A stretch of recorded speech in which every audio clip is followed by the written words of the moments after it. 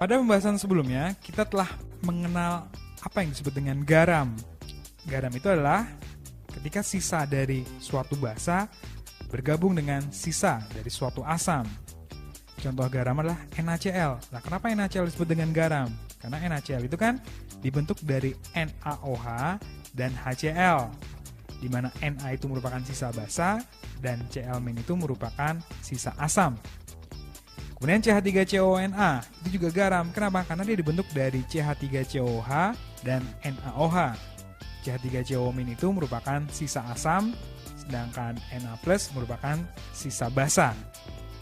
Begitu juga dengan NH4Cl, itu juga dikatakan garam. Kenapa? Karena dia dibentuk dari basa NH4OH dan asamnya HCl. NH4+ itu merupakan sisa basa, sedangkan Cl- itu merupakan sisa asam. Kemudian kalau larutan NaCl, kemudian larutan CH3COONA, dan larutan garam NH4Cl, kita ukur pH-nya. Apakah pH-nya sama? Nah, ternyata larutan NaCl itu pH-nya sama dengan 7 atau netral. Sedangkan larutan CH3COONA apakah juga netral? Ternyata tidak. Larutan CH3COONA itu memiliki pH di atas 7. Dengan kata lain, larutan CH3COONA bersifat basa. Sedangkan larutan NH4Cl itu kalau kita ukur pH-nya, ternyata pH-nya akan kurang dari 7. Artinya larutan NH4Cl bersifat asam. Nah, sekarang yang jadi pertanyaan adalah mengapa pH dari ketiga larutan tersebut berbeda-beda? Perbedaan pH dari ketiga larutan tersebut itu dikarenakan adanya proses yang disebut dengan hidrolisis. Nah, apa arti hidrolisis? Hidrolisis adalah bereaksinya ion dari sisa asam lemah atau sisa basa lemah dengan air. Jadi, hidrolisis hanya terjadi kalau ada ion dari sisa asam lemah atau ion dari sisa basa lemah. Nah, sekarang kenapa larutan NaCl itu pH-nya 7? Ingat, NaCl jika dilarutkan dalam air akan mengion sempurna membentuk ion Na+ dan ion Cl-. Nah, ion Na+ itu merupakan sisa dari basa kuat, sedangkan ion Cl- merupakan sisa dari asam kuat. Nah, artinya dua-duanya kuat. Maka artinya garam NaCl tidak mengalami hidrolisis. Karena tadi syaratnya hidrolisis adalah bereaksinya ion dari sisa asam lemah atau sisa basa lemah. Makanya karena dua-duanya tidak bereaksi, baik Na+ atau Cl- tidak bereaksi, sehingga dipastikan pH-nya itu netral. Kemudian yang kedua, kenapa larutan CH3COONA bersifat basa? Nah, ingat CH3COONA itu kan kalau dimasukkan dalam air akan terurai membentuk ion CH3CO- dan ion Na+. Nah, CH3CO- itu merupakan sisa dari asam lemah. Maka artinya dia bisa mengalami hidrolisis. Artinya CH3CO- bisa bereaksi dengan air. Nah, kalau direaksikan akan membentuk reaksi keseimbangan, membentuk CH3COOH dan melepaskan ion OH-. Sedangkan Na+ karena merupakan sisa dari basa kuat, maka dia tidak bisa bereaksi dengan air. Nah, lihat, pada proses reaksi hidrolisis antara CH3CO- dengan air akan dihasilkan ion OH-.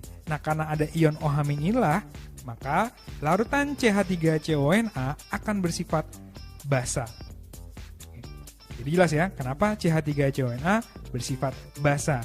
Karena ketika dilarutkan dalam air, ion dari sisa asam lemahnya itu akan bereaksi dengan air dan melepaskan ion OH-. Kemudian garam yang ketiga yaitu garam NH4Cl. Kenapa larutan garam NH4Cl bersifat asam? Nah, NH4Cl itu akan mengion sempurna membentuk NH4+ ditambah Cl-. Nah, NH4+ itu kan merupakan ion dari basa lemah. Maka NH4+ bisa mengalami hidrolisis, artinya bereaksi dengan H2O. Akan membentuk reaksinya NH3 dan melepaskan H3O+.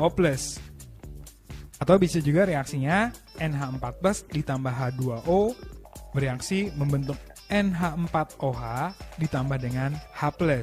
Artinya kedua reaksi tersebut menghasilkan kalau nggak H3O+, ya ion H+. Nah, ion H3O+ ataupun ion H+, ini yang membuat larutan menjadi asam. Ya. Maka larutan NH4Cl itu bersifat asam. Nah, dari uraian singkat tadi, kita bisa menarik kesimpulan, syarat terjadinya hidrolisis itu adalah garam yang mengandung ion dari sisa asam lemah ataupun sisa basa lemah. Jadi kalau nggak ada yang lemah, maka proses hidrolisis tidak akan terjadi, sehingga garam tersebut akan bersifat netral.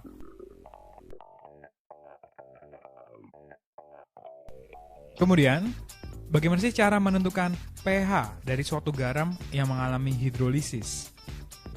Nah, hidrolisis secara umum dibagi menjadi dua. Ada yang disebut dengan hidrolisis parsial, kemudian ada hidrolisis total. Nah, prinsipnya gini, tadi kan yang namanya hidrolisis harus ada garam yang mengandung ion dari sisa asam lemah atau sisa basa lemah.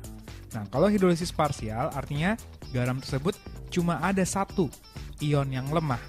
Sedangkan hidrolisis total, garamnya itu mengandung 2 ion yang lemah.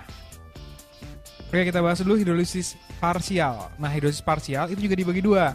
Nah, dimana yang pertama itu hidrolisis parsial akibat garam yang dibuat dari sisa asam lemah dengan sisa basa kuat.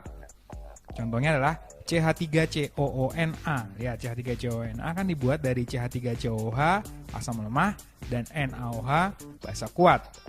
Kemudian CaCN 2 kali. Itu kan dibentuk dari CaOH 2 kali, yaitu basa kuat, dan HCN itu kan asam lemah. Jadi, yang mengalami hidrolisis kalau dari dua contoh garam tersebut adalah ion yang lemahnya. Dalam hal ini CH3COO- dan ion CN-.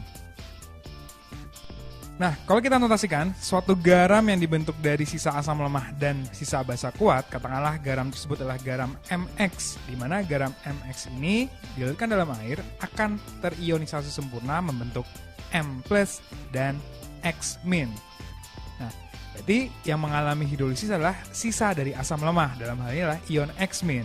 Sehingga ion X- akan bereaksi dengan H2O membentuk HX dan melepaskan OH-. Nah, karena melepaskan OH-, maka garam yang dibentuk dari sisa asam lemah dan sisa basa kuat pasti bersifat basa. Di mana konsentrasi OH-nya itu bisa kita cari dengan cara konsentrasi OH- sama dengan akar dari ketetapan hidrolisis dikalikan dengan konsentrasi X-. Kenapa konsentrasi X-? Karena X- inilah yang mengalami hidrolisis. Nah, sekarang muncul ketetapan hidrolisis. Apa sih ketetapan hidrolisis? Ternyata ketetapan hidrolisis adalah nilai perbandingan antara ketetapan ionisasi air atau KW dibagi dengan tetapan asam dari suatu asam lemah.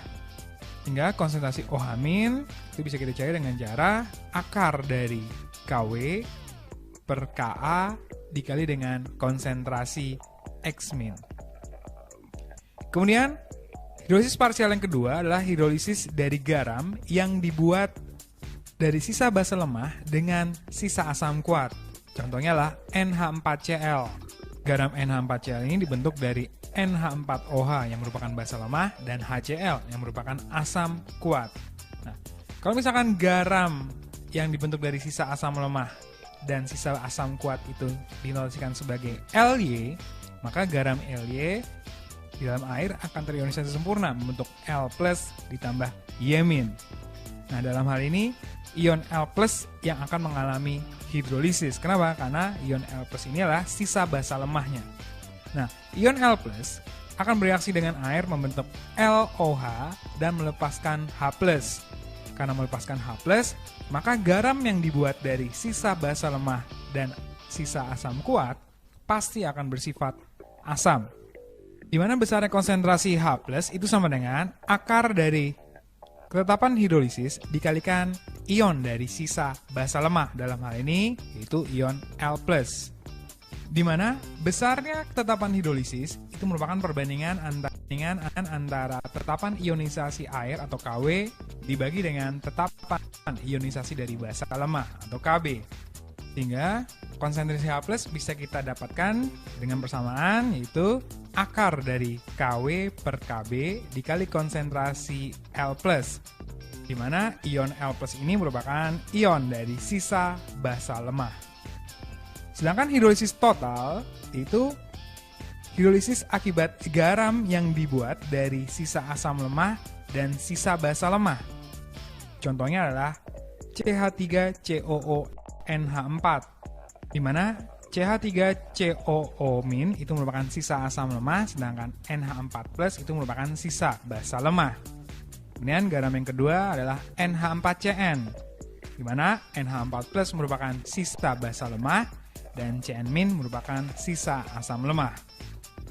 Nah, pada garam yang mengalami hidrolisis total, pH tidak dipengaruhi oleh konsentrasi garamnya, di mana konsentrasi H+ dari suatu garam yang mengalami hidrolisis total itu bisa kita cari dengan persamaan, yaitu konsentrasi H+ sama dengan akar dari tetapan ionisasi air atau Kw dikali tetapan ionisasi asam lemah per tetapan ionisasi basa lemah. Atau konsentrasi H+ sama dengan akar dari Kw dikali Ka dibagi Kb. Jadi pada hidrolisis total itu harus diketahui tetapan ionisasi dari asam lemah dan tetapan ionisasi dari basa lemah. Kenapa? Karena garamnya itu kan dua-duanya merupakan sisa dari ion yang lemah.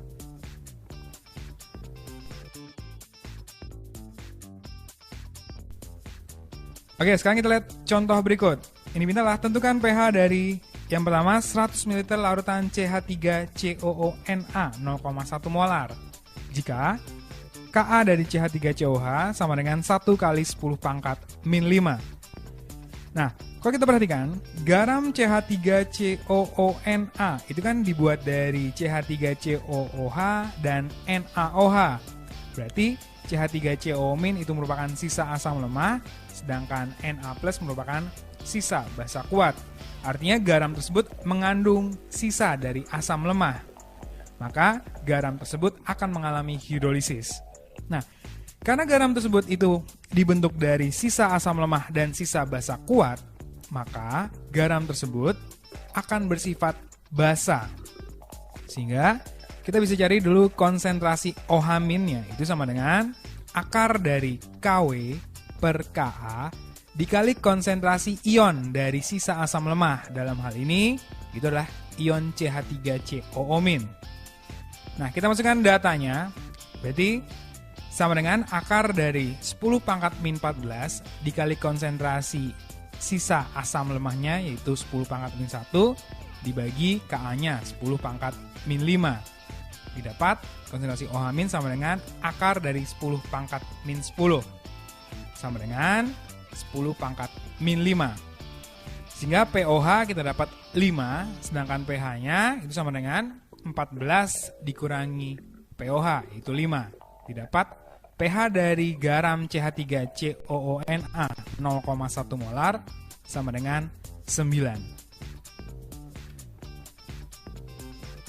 Contoh yang kedua, tentukan pH dari larutan NH4 2 kali SO4 0,1 molar jika harga Kb dari NH3 itu sama dengan 2 kali 10 pangkat min 5. Nah, kita lihat NH4 2 kali SO4 itu kan merupakan suatu garam, di mana garam tersebut dibentuk dari NH4OH dan H2SO4.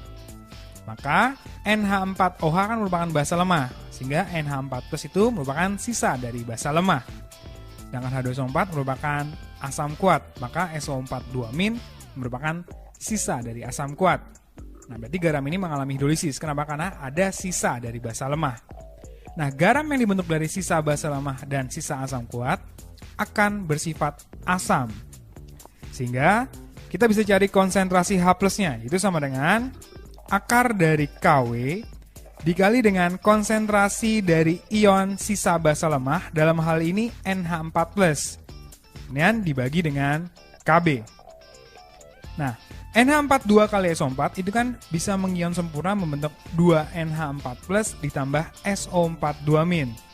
Jadi kalau ada NH4 2 kali SO4 1 kali 10 pangkat min 1 molar atau 0,1 molar, maka pasti konsentrasi NH4 plusnya itu 2 kalinya atau sebesar 2 kali 10 pangkat min 1. Sehingga kita masukkan ke persamaan konsentrasi H plusnya. Didapat konsentrasi H plus sama dengan kan akar dari Kw-nya itu 1 kali 10 pangkat min 14 dikali konsentrasi NH4 plus yaitu 2 kali 10 pangkat min 1 dibagi dengan Kb-nya yaitu 2 kali 10 pangkat min 5. 2 di ruas atas dan ruas bawah kita coret. Didapat konsentrasi H plus itu sebesar akar dari 1 kali 10 pangkat min 10. Dapat konsentrasi H plusnya itu sama dengan 1 dikali 10 pangkat min 5. Maka pH dari larutan NH4 2 kali SO4 0,1 molar itu sama dengan 5. Contoh yang ketiga, tentukan pH dari larutan NH4CN 0,01 molar atau 10 pangkat min 2 molar. Jika Kb dari NH4OH itu sama dengan 2 kali 10 pangkat min 5, sedangkan Ka dari HCN itu sama dengan 5 kali 10 pangkat min 4. Nah, garam NH4CN itu kan dibentuk dari NH4 plus yang merupakan sisa basa lemah dan ion Cn- yang merupakan sisa asam lemah. Nah, garam tersebut akan mengalami hidrolisis. Tapi hidrolisis adalah hidrolisis total. Kenapa? Karena garam tersebut dibentuk dari 2 ion yang sama-sama lemah, yaitu sisa asam lemah dan sisa basa lemah. Nah, ingat, hidrolisis total, harga pH-nya tidak dipengaruhi oleh konsentrasi garamnya. Jadi, nilai 10 pangkat min 2 molar itu tidak berpengaruh terhadap pH. Karena apa? Karena konsentrasi H plus itu bisa kita cari dengan persamaan akar dari Kw dikali Ka dibagi Kb. Kalau kita masukkan datanya berarti konsentrasi H plus sama dengan akar dari 10 pangkat min 14 dikali 5 kali 10 pangkat min 4 per 2 kali 10 pangkat min 5. Dapat konsentrasi H plus sama dengan akar 2,5 kali 10 pangkat min 13. Kita bisa kita ubah konsentrasi H plus sama dengan akar dari 25 dikali 10 pangkat min 14. Nah, nilai akar tersebut sama dengan 5 kali 10 pangkat min 7. Nah, kalau konsentrasi H plusnya 5 kali 10 pangkat min 7, maka pH-nya adalah 7 min log 5.